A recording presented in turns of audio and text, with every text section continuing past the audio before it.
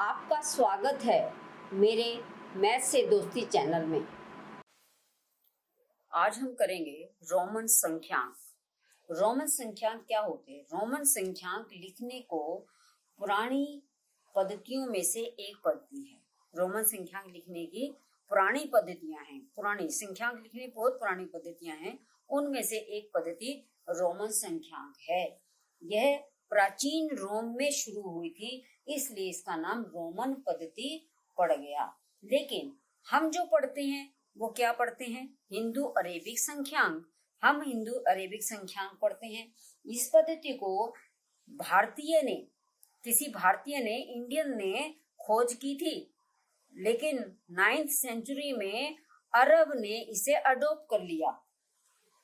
इसलिए इसका नाम भारतीय अंक प्रणाली जो है पश्चिम देशों में हिंदू अरबी प्रणाली के नाम से जानी जाती है, क्योंकि यूरोपीय देशों ने इसे अरब से प्राप्त किया और अरब ने हिंदुओं से प्राप्त किया, तो इसलिए इसका नाम हिंदू अरेबिक संख्यांक नाम पड़ गया।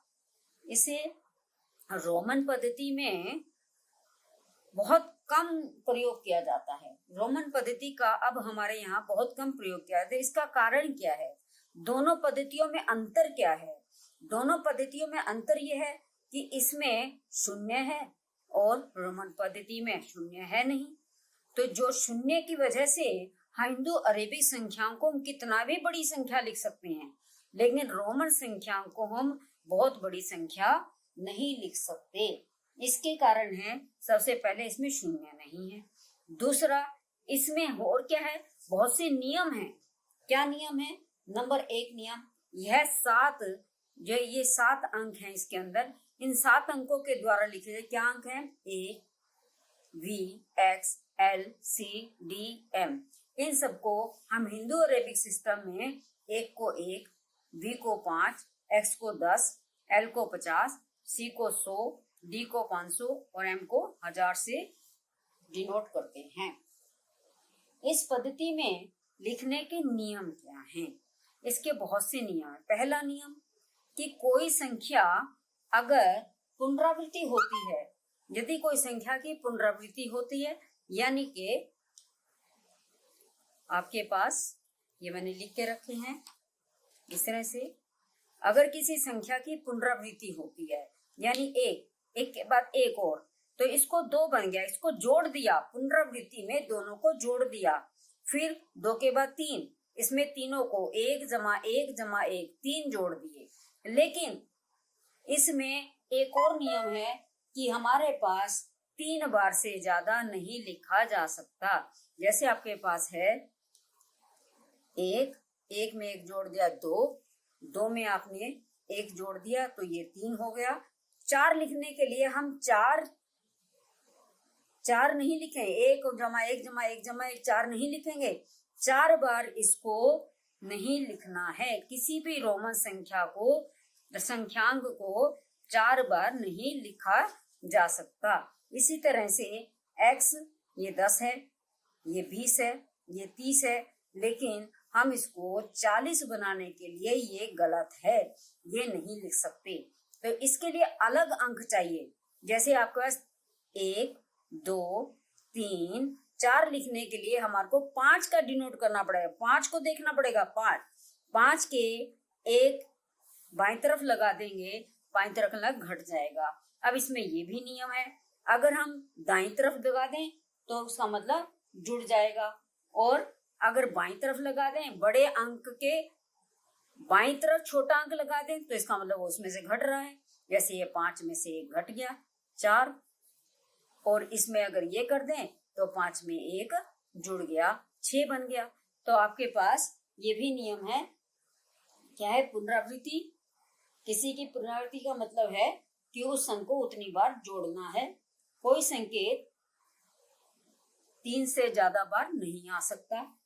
और VLD 5 50, दूसरा एक और नियम है इसके अंदर कि 5 V L और D, V L और D ये तो 2 बार भी नहीं आ सकते, 3 बार तो क्या, तो उसमें V L और डी, ये 5 है, ये 50 है और ये 500 है।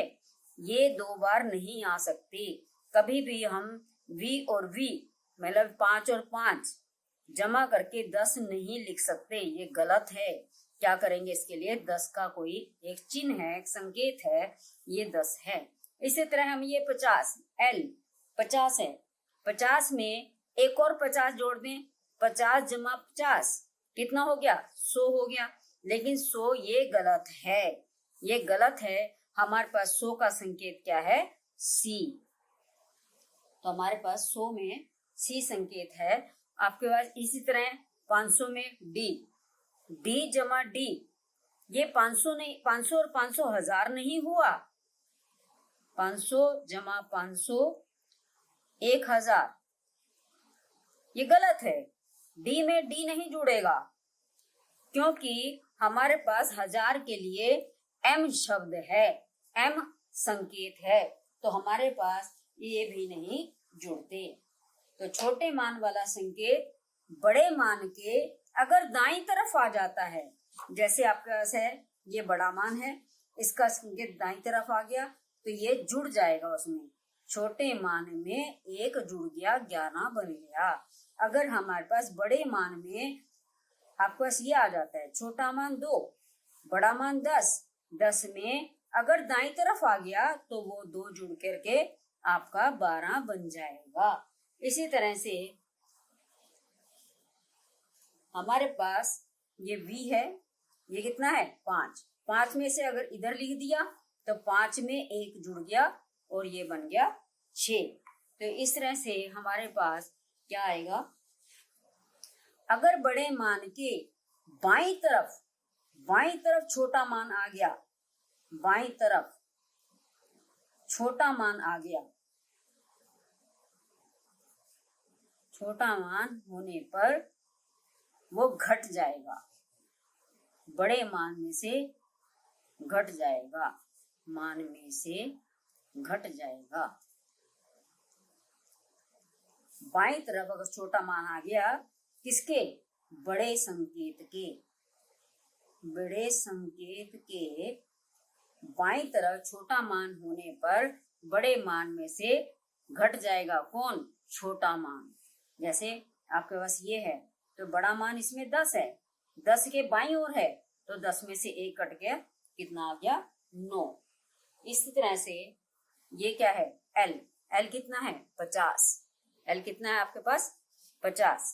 तो 50 में इसमें 10 लगा दिया तो 50 में से 10 घटा दिया, यानी कि बन गया 40।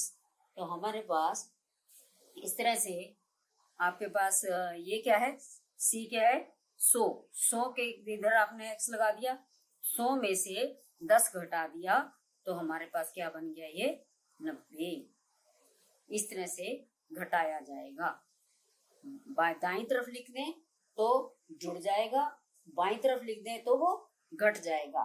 एक और नियम भी इसके अंदर है कि V, L और D कभी भी किसी भी संकेत के बाईं तरफ नहीं लिखे जाएंगे।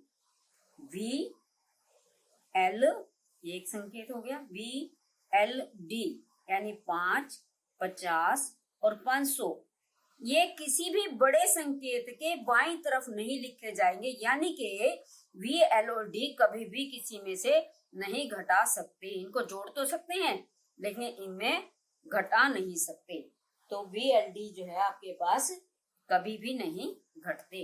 तो अब देखा आपने छोटा अंक कौन सा? 1 किस में से घटेगा? एक V में से और X में से घटेगा। ऐसा नहीं है कि आप L में से घटाने लग जाओ, ये भी नियम है। 1 को कहां से घटाते हैं? 1 को V में से और X में से घटा सकते हैं। ये सारे नियम याद करने पड़ते हैं इसमें। अब X किस में से घटेगा? X मतलब 10 किस में से घटेगा? L में से, M में से और C में से। L, C और M यानी कि आपके पास ये 50 में से, 100 में से और 1000 में से घटा सकते हैं, घटा सकते हैं। घटाने का मतलब इनके बाईं ओर इसको लिख सकते हैं। अब हमारे पास यही नियम है इसके, लेकिन इसमें शून्य नहीं है, तो इसमें परेशानियां होने की वजह से इस रोमन संख्यांक का प्रयोग हमारे यहाँ कम होता है। कहाँ होता है इसका प्रयोग?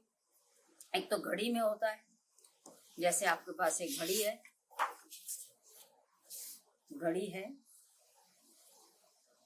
घड़ी के अंदर यहाँ पे 12, यहाँ पे आपके 11, फिर 10, फिर ये 9 के सामने 3 और ये इसके सामने 6, ये लिखा होता है 8 और ये 7, 5 और यहाँ पे 4, 2 और ये 1।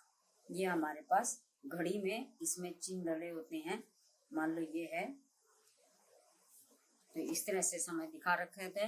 तो हमारे घड़ी के अंदर भी हमारे पास रोमन संख्यांक का प्रयोग किया जाता है। और कहाँ प्रयोग होता है? एक कक्षा लिखते हैं हम अपने स्कूल में, जब कक्षाएं होती हैं तो कक्षा 7 इस तरह से लिखते हैं। कक्षा 4 ये हमारे रोमन पद्धति में यूज होता है।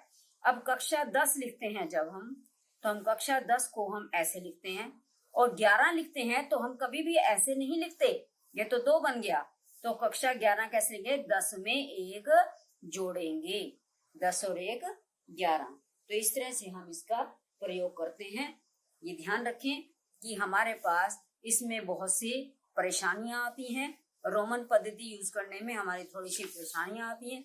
बहुत से अंक लिखे जाते हैं, बहुत से नियम है इसके अंदर, बहुत बड़ी संख्या, लाखों में संख्या, करोड़ों में संख्या लिख ही नहीं सकते। तो हमारे हिंदू अरेबिक संख्यांक जो है, ये कितनी भी बड़ी संख्या हम लिख सकते हैं, इसलिए इसका प्रयोग ज्यादा हमारे यहाँ होता है। रोमन पद्धति का प्रयोग कम होता है, बहुत थोड़ी चीजों में इसका प्रयोग किया जाता है। अब इसकी संख्या लिखनी है। मान लो कोई संख्या लिखनी है रोमन संख्यांक के द्वारा। मान लो आपने लिखनी है 65। 65 कैसे लिखोगे? ये 50 से बड़ी है, तो पहले तो इसको लिखो 50। 50 में 10 जोड़ा तो ये 60, उसमें 5 जोड़ा तो ये बन गया 65। अब मान लो 95 लिखनी है आपने। 95 कैसे बनेगा? 100 में से 5 घटा दो, लेकिन अभी आपने देखा है v को तो हम घटा ही नहीं सकते। अभी हमने यहाँ पे देखा था कि v और x को, x ये जो है हमारे VLD, इनको हम घटा ही नहीं सकते। अभी ये नियम में था, इसलिए ये हमारा गलत है, ये रॉन्ग है, ये गलत है। बल्कि क्या करना पड़ेगा? C में से पहले 10 को घटाना है, बना 90, फिर 5 को जोड़ना है, बना 95। इसके बाद आपने मान लो लिखना है 2015। 2015 में शून्य का तो कोई संकेत ही नहीं है। 2000 मतलब 1000 का m है, उसमें m जोड़ दो, ये हो गया 2015। 15 कैसे लिखोगे? 10 और 5 15। इस तरह से हम इन संख्याओं को लिखते हैं। मान लो 2715 लिखना है आपने, कैसे लिखोगे? पहले 2000 बनाओ, m और m, ये आपका 2000 हो गया। और 700 कैसे लिखोगे? पहले हम 500 बनाएंगे। 500 के लिए क्या दिया है आपको संकेत? आपको 500 के लिए मैंने संकेत दिया है D। ये संकेत को ध्यान रखना है। 500 के लिए क्या संकेत दिया है? D। तो इसमें 1000, 1000, 2000 और D 2500 हो गया, 2500 बन गया। अब हमारे क्या करना है?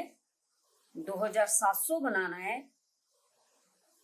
ये बन गया 2600, ये बन गया 2700।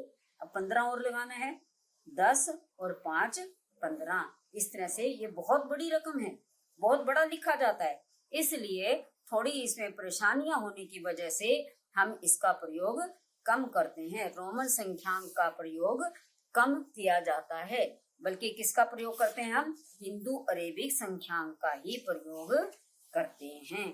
इसमें बहुत से नियम हैं और बहुत बड़ी संख्या में इससे नहीं बना सकते। यही एक इसका परेशानी है, जिसकी वजह से इसका प्रयोग हमारे यहाँ बहुत ही कम होता है, ना के बराबर होता है। ठीक है बच्चों, रोमन संख्या लिखनी आ गई आपको सबको। और रोमन संख्या के कुछ आप बना के देखोगे। मैंने बड़ी से बड़ी संख्या और छोटी से छोटी संख्या आपको बता दी है कैसे बनानी है। तो इस तरह से आप इसमें रोमन संख्या में ये मैंने लिख के रखे हैं 10 तक, 1 2 3 4 5 6 7 8 9 और 10, ये मैंने 10 तक लिख के रखे हैं।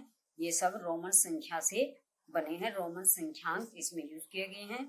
तो इस तरह से आप ध्यान रखें, जो हिंदू अरेबिक संख्यांक से बनाई गई जो संख्याएं हैं वो बहुत बड़ी से बड़ी बना सकते हैं, लेकिन रोमन संख्याओं से संख्यांकों से हम ज्यादा बड़ी संख्या नहीं बना सकते। ठीक है बच्चों, समझ में आ गया सबको? रोमन संख्याएं कैसे लिखते हैं, क्या करते हैं, इसमें कैसे जोड़ते हैं, कैसे घटाते हैं, क्या क्या नियम है, वो मैंने सब बता दिए हैं। आपको कोई परेशानी इसमें नहीं आएगी। ठीक है बच्चों, थैंक यू। अगर आपको मेरी वीडियो अच्छी लगी तो मेरी वीडियो को लाइक और शेयर करें और मेरे चैनल को सब्सक्राइब